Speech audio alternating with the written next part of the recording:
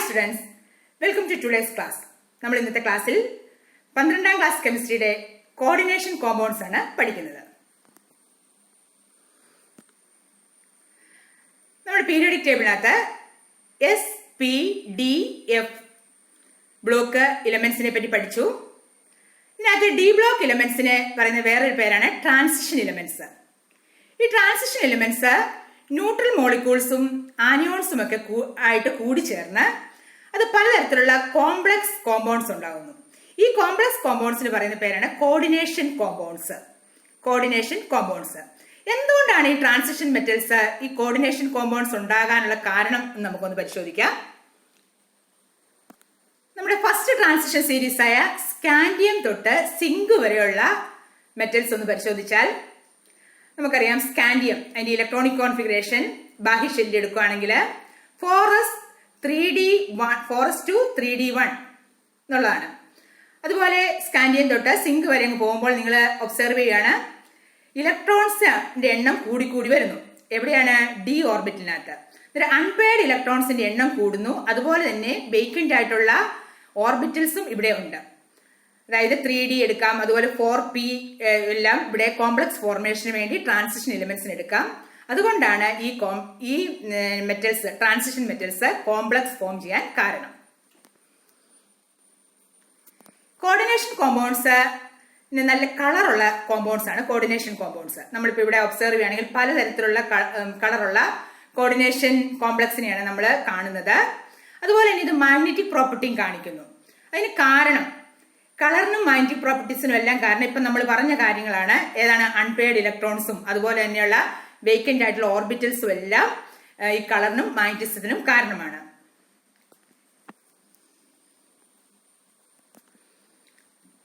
Coordination compounds are the backbone of modern inorganic and bioinorganic chemistry and chemical industry. Coordination compounds ഒരു നെടുന്തൂണാണ് modern ഇനോർഗാനിക്കിലും bio inorganic കെമിസ്ട്രിയിലും അതുപോലെ chemical ഇൻഡസ്ട്രിയിലും. നമ്മളിപ്പോൾ ഒരു coordination compound structure ആണ് കാണുന്നത്.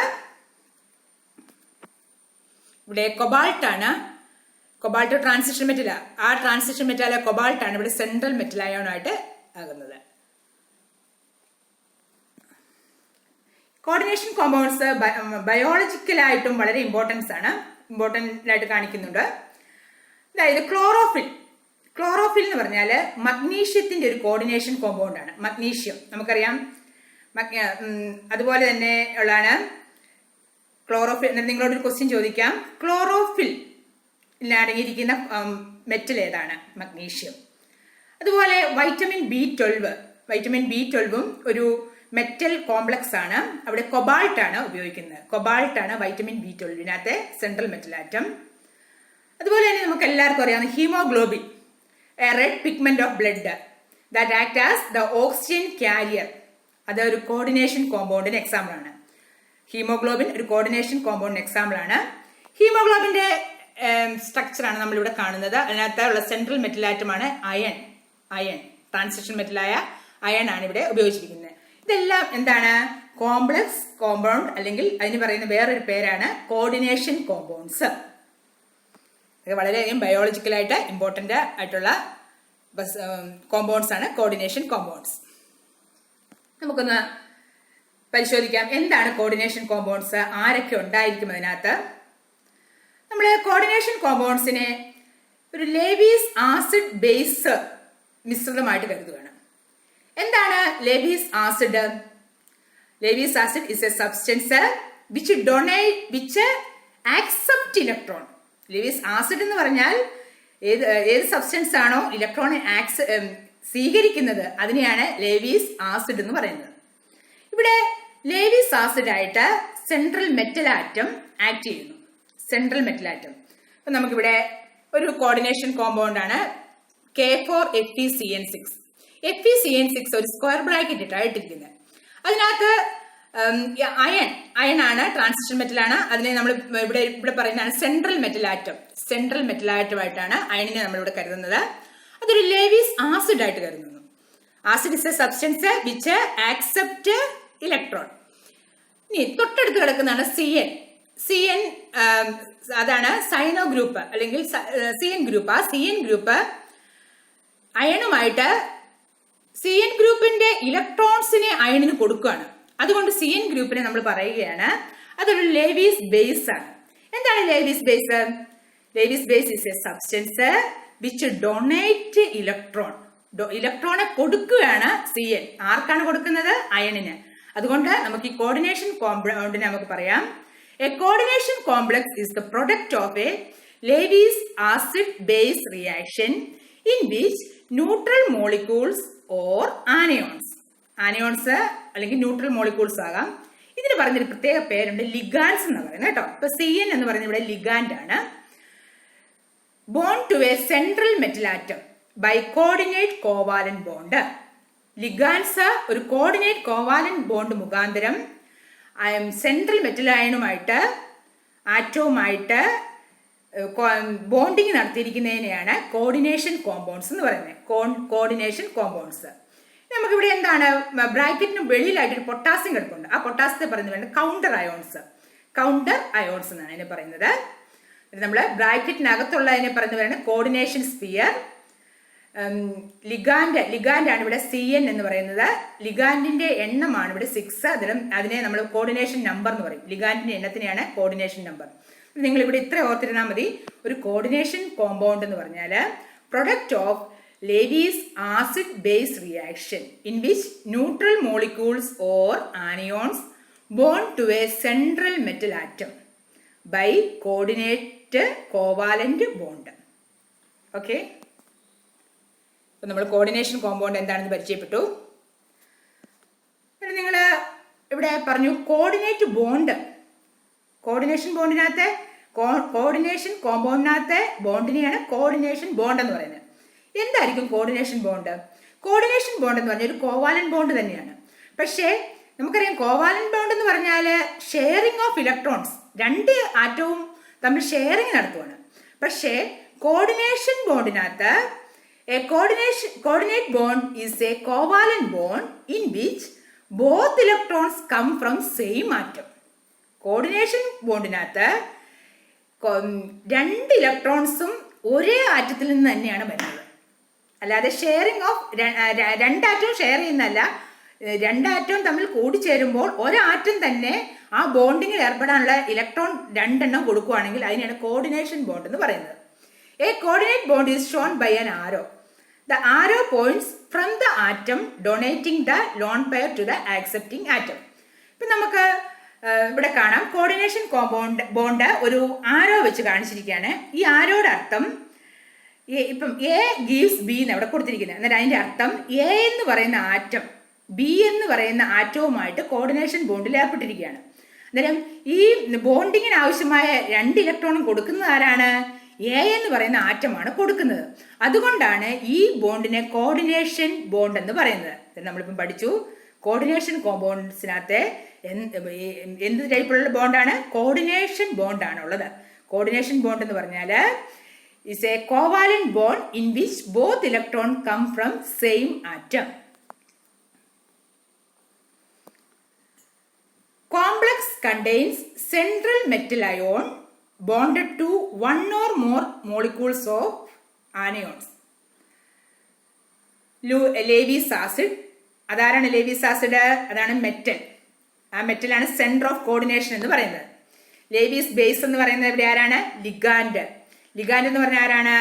Molecules അല്ലെങ്കിൽ ions.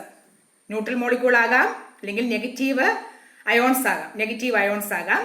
അതാണ് ലേവീസ് base എന്ന് പറയുന്നത്.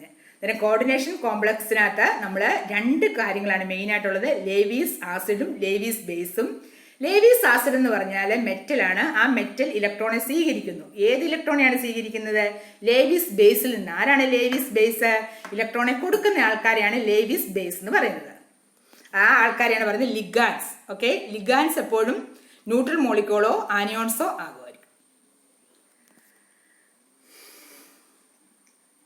കോർഡിനേഷൻ കെമിസ്ട്രിയിലെ transition metal act as Lewis acid. Transition metal ആയിട്ടുള്ള ഇപ്പം ഫോർ എക്സാമ്പിൾ FeCN6 3- ഒരു കോംപ്ലക്സ് ആണ്, കോർഡിനേഷൻ കോമ്പൗണ്ട് ആണ്. ആ കോർഡിനേഷൻ കോമ്പൗണ്ടിനകത്ത് Fe എന്ന് പറയുന്നത് Fe എന്ന് പറയുന്നത് ആരാണ്? അതാണ് ലേവീസ് ആസിഡ്. Lewis acid. Cn എന്ന് പറയുന്നതാണ് ലിഗാൻഡ്. അന്നേരം അയൺ ഇലക്ട്രോണെ സ്വീകരിക്കുന്നു, Cn ഇലക്ട്രോണെ കൊടുക്കുന്നു. അതുപോലെ തന്നെ നിക്കൽ അമോണിയയുടെ കോംപ്ലക്സ് NiNH3 അന്നേരം നിക്കൽ എന്ന സെൻട്രൽ ആറ്റത്തിനോട് NH3 6NH3 എന്ന് ലിങ്ക് ചെയ്തിരിക്കുന്നു. ആ ലിങ്ക് എന്ന് പറയുന്ന കോർഡിനേഷൻ കോമ്പൗണ്ട് ആണ്. NH3 ആണ് ഇലക്ട്രോൺസിനെ നിക്കലിന് കൊടുക്കുന്നത്.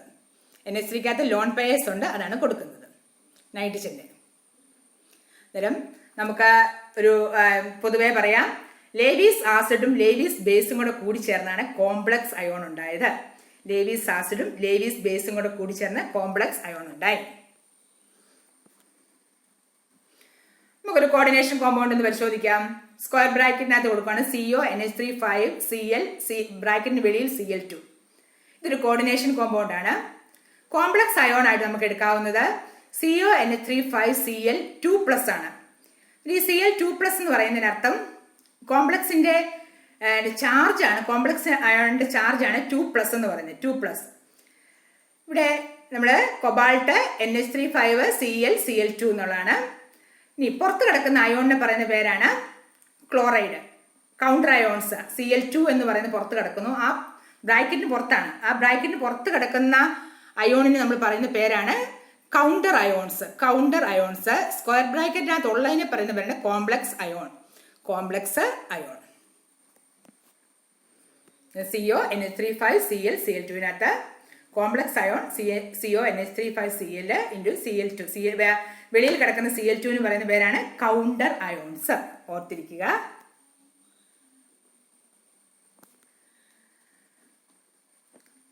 കോർഡിനേഷൻ കോമ്പൗണ്ട് അല്ലെങ്കിൽ complex compound are a special class of compounds in which the metal atom are bound to a number of anions or neutral molecules. In modern technology, these compounds are called coordination compounds. Modern technology അനുസരിച്ച് complex compound നമ്മൾ coordination compounds എന്ന് പറയുന്നു. Coordination compounds or complex compounds. നിങ്ങൾക്ക് confusion വരരുത്. എന്താണ് coordination compound, എന്താ വ്യത്യാസം complex കോമ്പൗണ്ടുമായിട്ട്? രണ്ടും ഒന്ന് തന്നെയാണ്, പല പേരിൽ പറയപ്പെടുന്നതേ ഉള്ളൂ. Are a type of addition compounds. നമുക്കിവിടെ ഒരു സ്ട്രക്ചർ കാണാം കോർഡിനേഷൻ കോമ്പൗണ്ട്സിനകത്ത്. കോർഡിനേഷൻ കോമ്പൗണ്ട്സ് M നടുക്ക് നിൽക്കും, മെറ്റലാണ്. അതിന് ചുറ്റും ലിഗാൻസ് നിൽക്കുന്നു. എത്ര ലിഗാൻസ് ഉണ്ട്? 6 ലിഗാൻസ് നിൽക്കുന്നു.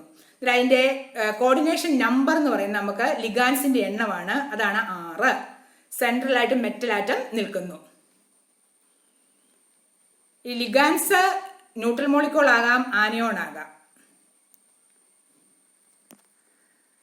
നമ്മൾ അഡീഷൻ കോമ്പൗണ്ട്സ് എന്ന് പറഞ്ഞാൽ പലതരത്തിലുള്ള കോംപ്ലക്സ് മെറ്റലാറ്റം ന്യൂട്രൽ മോളിക്യൂളും ആനിയോൺസും ഒക്കെ ആയിട്ട് കൂടി ചേർന്ന് അഡീഷൻ കോമ്പൗണ്ട്സ് ഉണ്ടാവുകയാണ്. ഈ അഡീഷൻ കോമ്പൗണ്ട്സിനെ രണ്ടായിട്ട് നമുക്ക് മെയിൻ ആയിട്ട് ഡിവൈഡ് ചെയ്യാം.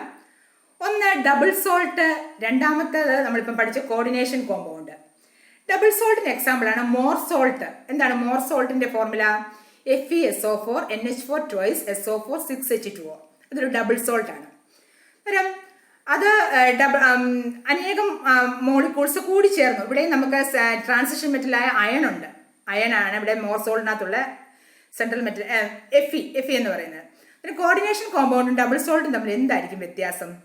അന്നേരം നമുക്ക് പറയാൻ സാധിക്കും, മോർ സോൾട്ടിനെ വെള്ളത്തിലോട്ട് നമ്മൾ വെള്ളവുമായിട്ട് റിയാക്ട് ചെയ്യുകയാണെങ്കിൽ, അത് സൊല്യൂഷൻ ആവുകയാണെങ്കിൽ, more salt FeSO4 NH4 twice SO4 6H2O എന്നുള്ളത് അത് വെള്ളവുമായിട്ട് റിയാക്ട് ചെയ്യുമ്പോൾ അതിൻ്റെ അയോൺസ് ആയിട്ട് ഡിവൈഡ് ചെയ്തു പോകുന്നു.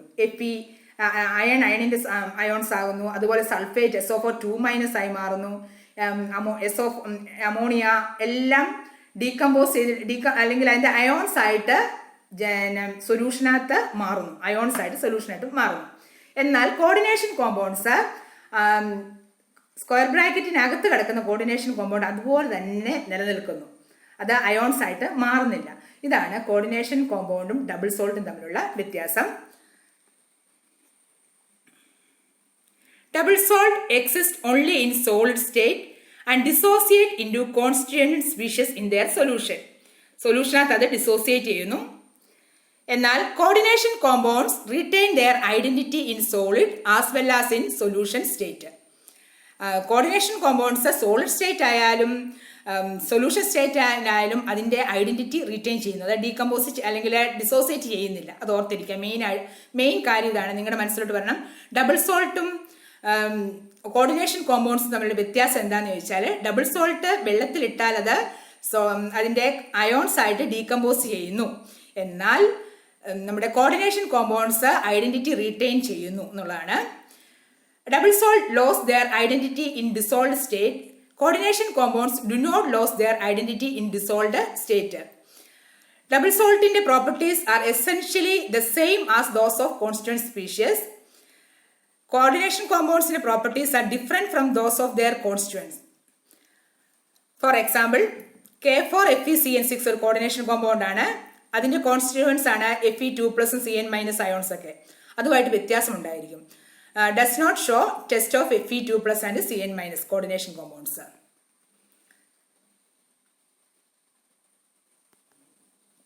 ഡബിൾ സോൾട്ടിന്റെ ഒരു എക്സാമ്പിൾ മോർ സോൾട്ട് ഓർത്തിരിക്കുക. Complex ion has a metal ion at its centre. നമുക്ക് പലതരത്തിലുള്ള കോംപ്ലക്സ് കാണാം. FeH2O6 അതിനകത്ത് അയൺ നടുക്ക് നിൽക്കുന്നു. H2O 6 H2O ചുറ്റും നിൽക്കുന്നു. അതുപോലെ തന്നെ അലൂമിനിയത്തിന്റെ ഒരു കോംപ്ലക്സ് കാണുന്നു, കൊബാൾട്ടിന്റെ കോംപ്ലക്സ്. ഇതിനകത്ത് സെൻട്രൽ മെറ്റലാറ്റം അല്ല, മെറ്റലാറ്റം നടുക്കായിട്ട് നിൽക്കുകയാണ്. അതിന് ചുറ്റുമാണ് ലിഗാൻസ് നിൽക്കുന്നത്. അത് ഓർത്തിരിക്കുക. Complex ion has a metal ion at its centre with a number of other molecules or ions surroundings it. നമുക്ക് ഡബിൾ സോൾട്ടും കോർഡിനേഷൻ കോമ്പൗണ്ടും തമ്മിലുള്ള മെയിൻ ഡിഫറൻസ് എന്താണ് പഠിച്ചത്? കോർഡിനേഷൻ കോമ്പൗണ്ട്സ് സോളിഡ് സ്റ്റേറ്റിനകത്തായാലും സൊല്യൂഷൻ സ്റ്റേറ്റിനകത്തായാലും അതിൻ്റെ ആ സ്ക്വയർ ബ്രാക്കറ്റ് കോംപ്ലക്സ് ആയിട്ടുള്ളത് അതുപോലെ തന്നെ നിലനിർത്തുന്നു. ഇപ്പം നമുക്ക് കാണാം, സോളിഡ് സ്റ്റേറ്റിനകത്തുള്ള ഒരു കോർഡിനേഷൻ കോമ്പൗണ്ട്, അത് സോളിഡ് സ്റ്റേറ്റ് ആണ്. ആ സോളിഡ് സ്റ്റേറ്റിനകത്ത് നമ്മൾ പുറത്ത് CONH3 സ്ക്വയർ ബ്രാക്കറ്റ്, അതിന് പുറത്താണ് Cl3 നമ്മൾ പറയുന്നത് കൗണ്ടർ അയോൺസ് എന്ന്. സ്ക്വയർ ബ്രാക്കറ്റിനകത്തുള്ള കോംപ്ലക്സ് അയോൺ ആണ്. ഇതിനെ നമ്മൾ പിടിച്ച് വെള്ളത്തിലോട്ട് ഇടുവാണെങ്കിൽ ഈ Cl3 കൗണ്ടർ അയോൺസ് മാത്രമേ അത് അയോൺസ് ആയിട്ട് മാറത്തുള്ളൂ. 3 Cl എന്തായി മാറുന്നു? 3 Cl- ആയിട്ട് മാറുന്നു. ഇനി സ്ക്വയർ ബ്രാക്കറ്റിനകത്തുള്ളത് അതുപോലെ തന്നെ ആ വെള്ള സൊല്യൂഷനകത്ത് നിലനിൽക്കുന്നു. ഇതാണ് കോർഡിനേഷൻ കോമ്പൗണ്ട് വ്യത്യാസം. ഇവിടെ അടുത്ത കോർഡിനേഷൻ കോമ്പൗണ്ട്, ഇവിടെയും എന്താണ് സംഭവിച്ചിരിക്കുന്നത്? അത് വെള്ളത്തിലായാൽ അത് എന്ത് സംഭവിക്കും? അതായത് H2O റിയാക്ട് ചെയ്ത് സൊല്യൂഷൻ ആകുമ്പോൾ കോർഡിനേഷൻ കോമ്പൗണ്ടിന്റെ കോംപ്ലക്സ് അയോണിന് യാതൊരു ഡിസോസിയേഷനും സംഭവിക്കുന്നില്ല. ഇതാണ് മെയിൻ ആയിട്ടുള്ള ഡബിൾ സോൾട്ടുമായിട്ടുള്ള വ്യത്യാസം.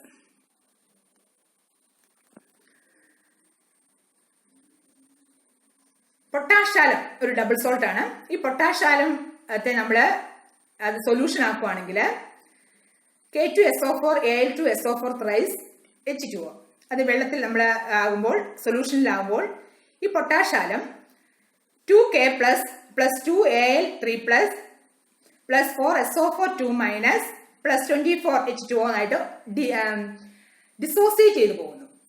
അതായത് പൊട്ടാഷ്യാലം മുഴുവനും ഡിസോസിയേറ്റ് ചെയ്ത് അതിന്റെ അയോൺസ് ആയിട്ട് മാറിപ്പോകുന്നു. എന്നാൽ കോംപ്ലക്സ് കോമ്പൗണ്ടായ K4FeCN6 നമ്മൾ അതിനെ വെള്ളത്തിലോട്ടിട്ടാൽ അത് അതിന്റെ കൗണ്ടർ അയോൺസ്, പുറത്ത് കിടക്കുന്ന അയോൺസ്, ഏതാണ് പുറത്ത് കിടക്കുന്നത്? സ്ക്വയർ ബ്രാക്കറ്റിന് വെളിയിൽ കിടക്കുന്നത് മാത്രമേ അയോൺസ് ആയി മാറുന്നുള്ളൂ. അതായത് പൊട്ടാസ്യം വെളിയിൽ കിടക്കുന്നതാണ് സ്ക്വയർ ബ്രാക്കറ്റിന്, അതുകൊണ്ട് അത് 4K+ ആയി മാറുന്നു. എന്നാൽ സ്ക്വയർ ബ്രാക്കറ്റിനകത്തുള്ള FeCN6 അതുപോലെ തന്നെ അത് റിറ്റെയിൻ ചെയ്യുന്നു, -4 ആയിട്ട് അത് മാറുന്നു. ഇതാണ് കോംപ്ലക്സ് കോമ്പൗണ്ടും ഡബിൾ സോൾട്ടും തമ്മിലുള്ള വ്യത്യാസം. അതായത് FeCN6 -4 അതിന്റെ കമ്പോണൻസ് ആയ Fe+2 + 6 Cn- ആയിട്ട് മാറുന്നില്ല. സ്ക്വയർ ബ്രാക്കറ്റിനകത്തുള്ളത് ഡിസോസിയേറ്റ് ചെയ്യാതെ അതുപോലെ തന്നെ നിലനിൽക്കുന്നു. ഇതാണ് നമ്മുടെ ഇവിടുത്തെ ഡബിൾ സോൾട്ടും കോർഡിനേഷൻ കോമ്പൗണ്ടും തമ്മിലുള്ള മെയിൻ ആയിട്ടുള്ള വ്യത്യാസം. കോർഡിനേഷൻ കോമ്പൗണ്ട് എന്ന് പറഞ്ഞാൽ metal atom or ion bonded to fixed number of ions or molecules. Example COCl3 NH3 thrice. Square bracket ഇട്ടിട്ടുണ്ട്, ഒരു കോംപ്ലക്സ് കോമ്പൗണ്ട് ആണ്. Central metal atom CO cobalt ആണ്. ഇവിടെ 6 ലിഗാൻസ് വരുന്നുണ്ട്, അതായത് 3 Cl ഉം 3 അമോണിയയുമാണ് അവിടെ വരുന്നത്. എന്നിട്ട് ഇതൊരു കോർഡിനേഷൻ കോമ്പൗണ്ടിന് എക്സാമ്പിൾ ആണ്. Cl3NH3 നമ്മൾ വിളിക്കുന്ന പേരാണ് ലിഗാൻസ്. CO വിളിക്കുന്ന പേരാണ് സെൻട്രൽ മെറ്റൽ ആറ്റം. ഈ കോംപ്ലക്സ് കോമ്പൗണ്ടിനെ പറ്റി ആദ്യമായിട്ടൊരു പഠനം നടത്തിയത് വെർണർ ആണ്. Alfred Werner, Swiss chemist, put forward a theory to explain the formation of complex compounds in 1893. 1893 ഒരു പഠനം നടത്തി. It was the first successful explanation, become famous as the coordination theory of complex compounds, which is also known as Bernoulli's theory. Complex കോമ്പൗണ്ടിനെ പറ്റി ഒരു വിജയകരമായ പഠനം നടത്തിയത് Berner ആയിരുന്നു. അദ്ദേഹത്തിന്റെ ബെർണേഴ്സ് തിയറി എന്താണ് നമുക്കൊന്ന് പരിശോധിക്കാം. അദ്ദേഹത്തിന്റെ പോസ്റ്റുലേറ്റ്സ് ആണ്. The central metal atom or ion in a coordination compound exhibit two type of valency, primary and secondary. Coordination കോമ്പൗണ്ടിനകത്ത് സെൻട്രൽ മെറ്റൽ ആറ്റത്തിന് 2 ടൈപ്പ് വാലൻസി ഉണ്ട്, പ്രൈമറിയും സെക്കൻഡറിയും. ഇപ്പൊ നമ്മള് ഇവിടെ ഒരു കോമ്പൗണ്ട് കാണുകയാണ്, COCl3 6NH3. അവിടെ കൊബാൾട്ട് ആണ് സെൻട്രൽ മെറ്റൽ ആറ്റം. കൊബാൾട്ടിന്റെ ഓക്സിഡേഷൻ സ്റ്റേറ്റ് ആണ് 3+. കൊബാൾട്ടിന്റെ ഓക്സിഡേഷൻ സ്റ്റേറ്റ് ആണ് 3+. എന്നിട്ട് ഇവിടെ ഈ കൊബാൾട്ടിന് 2 ടൈപ്പ് വാലൻസി ഉണ്ട്, പ്രൈമറി വാലൻസിയും സെക്കൻഡറി വാലൻസിയും. എന്താണ് primary valency? Primary valencies are the ionisable valency. ഈ primary valency that is equal to oxidation number. കൊബാൾട്ടിന്റെ ഓക്സിഡേഷൻ നമ്പർ ഇവിടെ നമുക്ക് 3 ആണ്. പ്രൈമറി വാലൻസി 3 തുല്യമാണ്. പ്രൈമറി വാലൻസിയുടെ നമ്പർ 3 ആയിരിക്കും ഇവിടെ. Primary valency applies equally well to simple salt and to complex and are satisfied by negative ions. നമുക്കറിയാം central metal ആറ്റത്തിന്റെ oxidation number +3 ആണെങ്കിൽ അതിന്റെ വാലൻസി സാറ്റിസ്ഫൈ ചെയ്യണമെങ്കിൽ, പ്രൈമറി വാലൻസി എപ്പോഴും സാറ്റിസ്ഫൈ ചെയ്യണമെങ്കിൽ നെഗറ്റീവ് അയോൺസ് ആയിരിക്കണം. നിങ്ങൾക്കറിയാം ഒരു കോമ്പൗണ്ട് എപ്പോഴും ന്യൂട്രൽ ആകണമെങ്കിൽ 0 വേണം അല്ലെ. 0 വേണമെങ്കിൽ +3 ആണെങ്കിൽ മറ്റത് -3 ആയിരിക്കണം. -3 ആകുക എന്ന് പറഞ്ഞാൽ നമ്മുടെ പ്രൈമറി വാലൻസി എപ്പോഴും അത് നെഗറ്റീവ് അയോൺസ് ആയിരിക്കണം. നെഗറ്റീവ് അയോൺസ് ആയെങ്കിൽ മാത്രമേ നമുക്കത് സാറ്റിസ്ഫൈ ചെയ്യാൻ സാധിക്കത്തുള്ളൂ. പ്രൈമറി വാലൻസി നമ്മൾ പരിചയപ്പെടുകയാണ്. ഇവിടെ COCl3NH3, CO നടുക്ക് നിൽക്കുന്നു, RNH3 ചുറ്റും നിൽക്കുന്നു. അതിന് പറയുന്ന പേരാണ് ലിഗാൻസ്. ആ ലിഗാൻസിന്റെ എണ്ണത്തിന് തുല്യമാണ് സെക്കൻഡറി വാലൻസി. ലിഗാൻസിന്റെ എണ്ണത്തിന് തുല്യമാണ് സെക്കൻഡറി വാലൻസി. നമ്മളിപ്പോൾ ആദ്യം പഠിച്ചത് പ്രൈമറി വാലൻസിയെ പറ്റിയാണ്. പ്രൈമറി വാലൻസി എന്ന് പറഞ്ഞാൽ അയനൈസബിൾ വാലൻസിയാണ്. Ionisable valency that is equal to oxidation number that is equal to ഇവിടുത്തെ ഈ കോംപ്ലക്സിനകത്ത് 3 ആണ്. 3 അത് നമുക്ക് കാണാം. പ്രൈമറി വാലൻസി അല്ലെങ്കിൽ അയനൈസബിൾ വാലൻസി ക്ലോറിന 3 ക്ലോറിനെ ആയിട്ട് കാണിക്കുകയാണ്. അത് ഡോട്ടഡ് ലൈൻ ആണ് കാണിക്കുന്നത്. Dotted line primary valency. അന്നേരം വെർണറിന്റെ തിയറി അനുസരിച്ച് ഒരു കോർഡിനേഷൻ കോമ്പൗണ്ടിനകത്ത് central metal atom in a coordination compound exhibit 2 type of valency, primary and secondary. എന്താണ് പ്രൈമറി? Primary valencies are ionisable and corresponds to the number of charges on the complex ion that is equal to oxidation number. And the primary valency is satisfied by negative ions. Okay. നമുക്കിവിടെ കാണാം. Example നമുക്ക് നോക്കുമ്പോൾ മനസ്സിലാകും. ഇതൊരു coordination sphere ആണ്. കൊബാൾട്ടിന്റെ NH3 നമ്മളിപ്പം കണ്ട compound തന്നെ സെൻട്രൽ മെറ്റൽ ആറ്റാണ് CO. 6 ലിഗാൻസ് ഉണ്ട്. തൊട്ട് പുറത്തുള്ള ആറ്റമാണ് 3 CL. കാര്യം ഈ സ്ക്വയർ ബ്രാക്കറ്റിനകത്തുള്ള കോംപ്ലക്സ് കോമ്പൗണ്ടിന്റെ ചാർജ് ആണ് 3+. ചാർജ് എന്ന് പറഞ്ഞാൽ ഓക്സിഡേഷൻ നമ്പർ ആണ്. ഈ ഓക്സിഡേഷൻ നമ്പറിനെ ഓക്സിഡേഷൻ നമ്പറിന് ഈക്വൽ ആയിരിക്കും പ്രൈമറി വാലൻസി. അതായത് 0 ആകണം. ടോട്ടൽ ചാർജ് എന്ന് പറയുന്നത് 0 ആകണം. അതിനുവേണ്ടി നമുക്ക് പുറത്ത് 3 CL ഉണ്ട്. ആ CL എന്ന് പറയുന്നത് ആനയോൺ ആണ്. CL മൈനസ് ആണ്. അത് ആനയോൺ ആണ്. Primary valency satisfied by anions. നമ്മളിപ്പോ ഇവിടെ പ്രൈമറി വാലൻസിയെ പറ്റിയാണ് പഠിക്കുന്നത്. ഒരു കോർഡിനേഷൻ നമ്പറിന്റെ കോർഡിനേഷൻ കോമ്പൗണ്ടിനകത്ത് കോമ്പൗണ്ടിന് 2 ടൈപ്പ് വാലൻസി ഉണ്ട്, പ്രൈമറി വാലൻസിയും സെക്കൻഡറി വാലൻസിയും. Primary valency that is equal to oxidation number. ഓർത്തിരിക്കാമല്ലോ.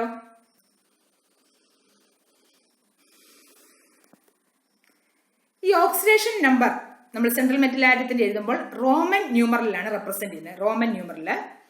Oxidation state is a number denotes the charge explaining the number of electrons it has lost to form the cation. It is oxidation number that denotes the charge if the central metal atom would have if all the ligands in the complex were removed along their electron pairs that were shared with the central atom. It is usually represented by Roman numeral.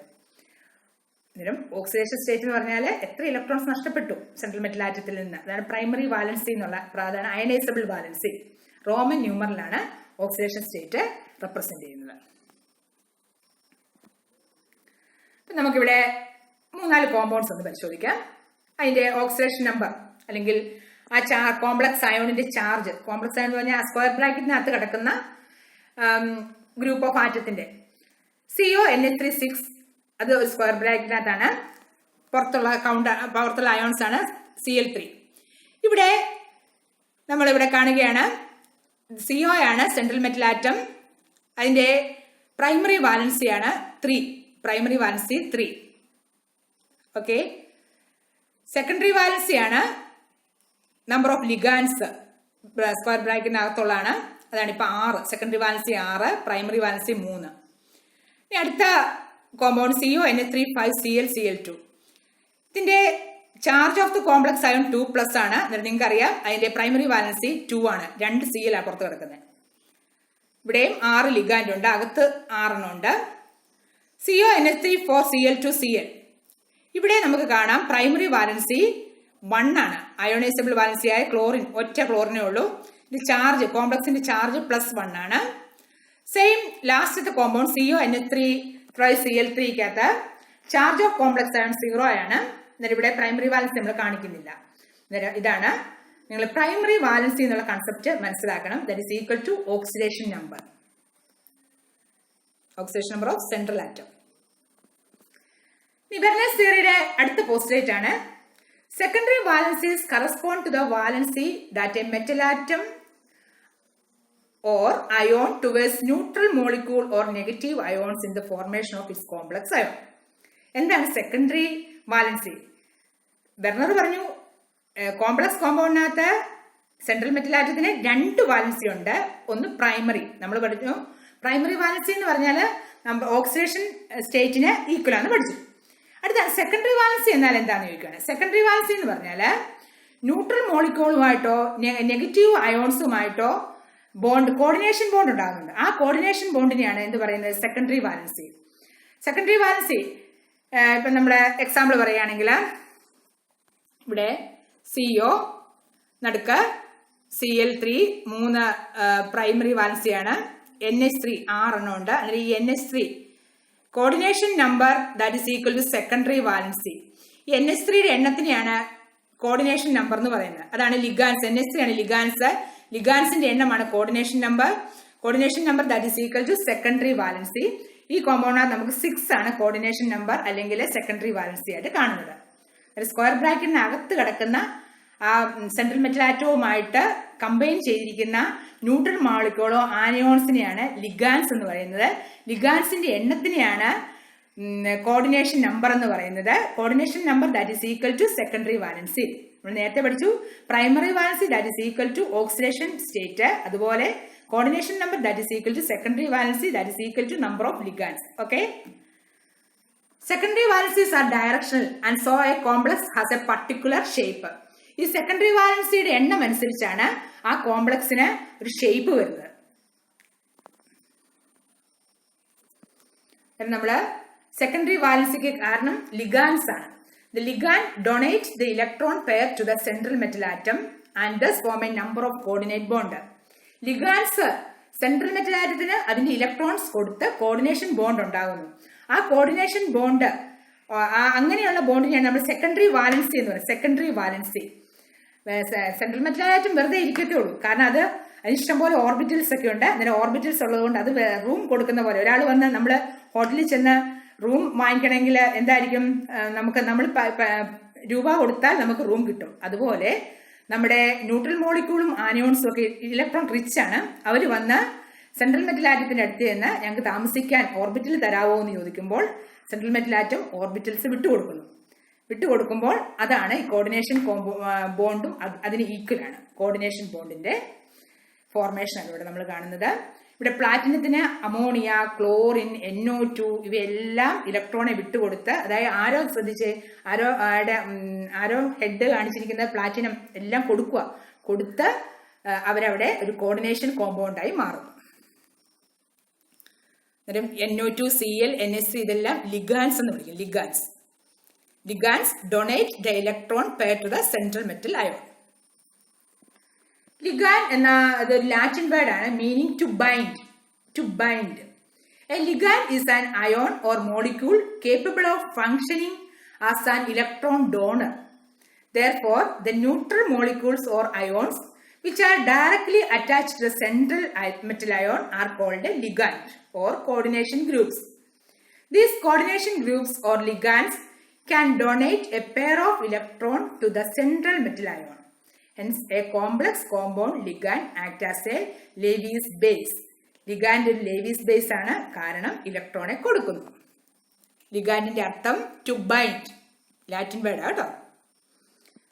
ഇപ്പൊ നമ്മൾ വെർനേഴ്സ് തിയറിക്കകത്ത് പറഞ്ഞായിരുന്നു, number of secondary valency അല്ലെങ്കിൽ ലിഗാൻസിന്റെ എണ്ണം അനുസരിച്ചാണ് ആ coordination compound geometry. ഇവിടെ central metal atom അതിന്റെ ചുറ്റും രണ്ട് ലിഗാൻസ് വരുവാണെങ്കിൽ അതിന്റെ ഷേപ്പാണ് ലീനിയർ ഷേപ്പ്.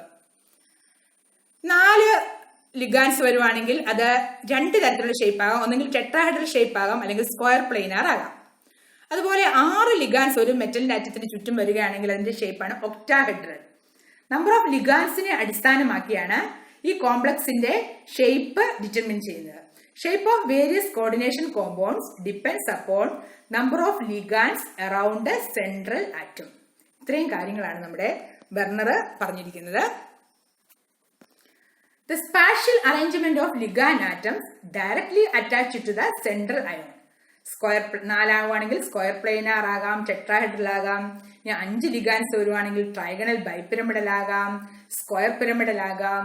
അതുപോലെ 6 വരുവാണെങ്കിൽ ഒക്ടാഹെഡ്രൽ ഷേപ്പ് ആകാം. ഇതിന് പലതരത്തിലുള്ള ഷേപ്പ് 4, 5, 6 ഇങ്ങനെയുള്ള ലിഗാൻസ് വരുമ്പോൾ പലതരത്തിലുള്ള ഷേപ്പ് കോർഡിനേഷൻ കോമ്പൗണ്ട്സിന് ഉണ്ടാകുന്നു. Werner proposed putting all molecules and ions within the sphere in brackets. Complex compound എന്ന് പറയുന്നത്. ആൻഡ് ദോസ് ഫ്രീ ആനിയോൺസ്, ഈ ഫ്രീ ആയിട്ടുള്ള ആനിയോൺസിന് പുറത്തേക്കാണ് വിടുന്നത്. പ്രൈമറി വാലൻസി എഴുതുന്നത് ബ്രാക്കറ്റിന് പുറത്താണ്. എന്നിട്ട് അവിടെ നമുക്ക് തിരിച്ചറിയാൻ സാധിക്കും that dissociate from the complex ion when dissolved in water. വെള്ളത്തിനകത്തോട്ട് പിടിച്ചിട്ടാൽ കോംപ്ലക്സ് കോമ്പൗണ്ട് ഇട്ടാൽ എന്തായിരിക്കും സംഭവിക്കുന്നത്? ഈ കോർഡിനേഷൻ കോമ്പൗണ്ടിന്റെ സ്ക്വയർ ബ്രാക്കറ്റിനകത്ത് പുറത്തുള്ള പ്രൈമറി വാലൻസിക്ക് ഉള്ള കാരണമായ ആറ്റംസ് പുറത്തേക്ക് അയോൺസ് ആയി മാറിപ്പോകുന്നു. ഇപ്പൊ നമ്മള് CONH3 6 Cl3a ഇതിനെ നമ്മൾ വെള്ളവുമായിട്ട് റിയാക്ട് ചെയ്യുവാണെങ്കിൽ CONH3 6 ഒരുമിച്ച് സ്ക്വയർ ബ്രാക്കറ്റ് കിടക്കും. Cl3 3 Cl- ആയിട്ട് വെളിയിലേക്ക് പോകുന്നു. 3 അതായത് ക്ലോറൈഡ് അയോൺസ് ആയി മാറുന്നു. ഇതാണ് നമ്മളിവിടെ കോർഡിനേഷൻ കോമ്പൗണ്ടിനെ പരിചയപ്പെടുമ്പോൾ നിങ്ങൾ മനസ്സിലാക്കുന്നത്. അന്നേരം Werner propose putting all molecules ions within the sphere in ബ്രാക്കറ്റിനകത്ത് വെച്ചിരിക്കുന്നു. And those free anions outside the bracket. ഇപ്പൊ നമ്മള് പഠിച്ചത് വെർനർ തിയറിയാണ്. നമുക്ക് ഒന്നും കൂടെ വെർനർ തിയറിയുടെ പോസിറ്റീവ്സ് എന്തൊക്കെയാണ് നമുക്കൊന്ന് കൂട്ടി വായിക്കാം. വെർനർ തിയറി അനുസരിച്ച് every metal atom has 2 type of valency. Primary valency അതിന് പറയുന്ന പേരാണ് or ionisable valency. Secondary valency or non ionisable valency. 2 type valency, പ്രൈമറിയും സെക്കൻഡറിയും. Primary valency correspond to the oxidation state of the metal ion. The primary valency of the metal ion is always satisfied by negative ions. Secondary valency corresponds to the coordination number of the metal. The secondary valency may be satisfied by either negative ions or neutral molecules. The important difference is that primary valency satisfied by only negative ions. എന്നാൽ secondary valency may be satisfied by either negative or neutral molecules. Secondary വാലൻസിക്ക് കാരണമാകുന്ന മോളിക്യൂൾസിനെയാണ് നമ്മൾ ligands എന്ന് പറയുന്നത്. Ligands എന്ത് കൊടുക്കണം? ഇലക്ട്രോണെ കൊടുക്കണം സെൻട്രൽ മെറ്റൽ ആറ്റത്തിന്. അതുകൊണ്ടാണ് അത് ന്യൂട്രൽ മോളിക്യൂളോ നെഗറ്റീവ് അയോൺസോ ആകണമെന്ന് പറയുന്നത്. ഇലക്ട്രോൺ റിച്ച് ആയിരിക്കണം. അതാണ് ലിഗാൻസിന്റെ കണ്ടീഷൻ വരുന്നത്. വെർനേഴ്സ് തിയറിയുടെ postulates are the molecules or ions that satisfy secondary valencies are called ligands. The ligands which satisfy secondary valency must project in definite direction in space. Ligands inde ennamana ligands karanamana idinte shape undaകുന്നത്. So the secondary valencies are directional in nature, whereas the primary valencies are non-directional in nature. The ligands have unshared pair of electrons. These unshared pair of electrons are donated to central metal ion or atom in a compound. Such compounds are called coordination compounds. Ligands electrons ആ electrons കൊടുത്താണ് അത് coordination compounds ഉണ്ടാകുന്നത്. ഈ vernier തിയറിയുടെ drawbacks എന്തൊക്കെയാണെന്ന് നോക്കാം. It does not explain why only certain elements form coordination compounds. അതുപോലെ തന്നെ it does not explain why the bonds in coordination compounds have directional properties. It does not explain the color and magnetic and optical properties of complex. ഇതിന്റെ main ആയിട്ടുള്ള drawback ആണ്. Vernier theory അനുസരിച്ച് the color and the magnetic and the optical properties of complex explain ചെയ്യാൻ വെർനറിന് സാധിച്ചിട്ടില്ല. ഇതൊരു drawback ആണ്.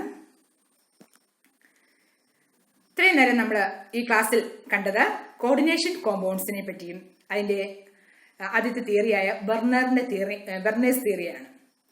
അന്നേരം നിങ്ങൾ ക്ലാസ് കണ്ടു കഴിഞ്ഞ് NCERTയുടെ ടെക്സ്റ്റ് ഉപയോഗിച്ച് നോട്ട് പ്രിപ്പയർ ചെയ്യുക.